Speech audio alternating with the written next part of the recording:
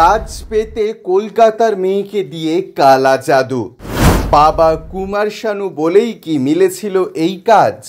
বাঙালি মানেই নাকি কালা জাদুতেই সিদ্ধহস্ত, এই ধারণা ভারতের বহু রাজ্যে প্রচলিত। এমনকি কর্মসূত্রে বাঙালি অন্য রাজ্যে গেলেই এ ধরনের কথা শোনার অভিযোগ উঠেছে বারংবার। এবার সেই ধারণাকেই খানিক উস্কে দিলেন কুমার শানুর ছেলে জান কুমার শানু। অভিনেতা পরশ ছাবড়ার শোয়ে এসে এমন কিছু কথা তিনি শেয়ার করেছেন যা শুনে চমকে যাবেন আপনি।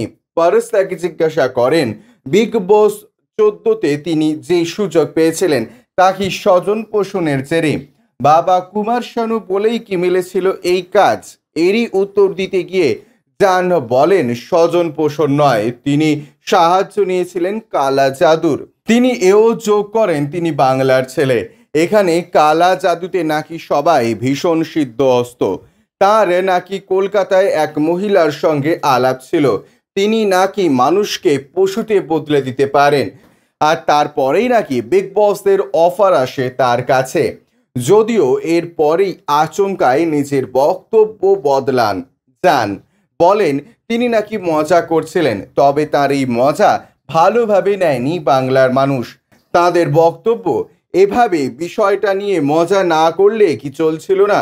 বাইরের মানুষ যা ভাবে আপনি বাঙালি হিসেবে সেই ভাবনাকেই তো প্রশ্রয় দিয়ে গেলেন। ব্যুরো রিপোর্ট, ইউজে নিউজ।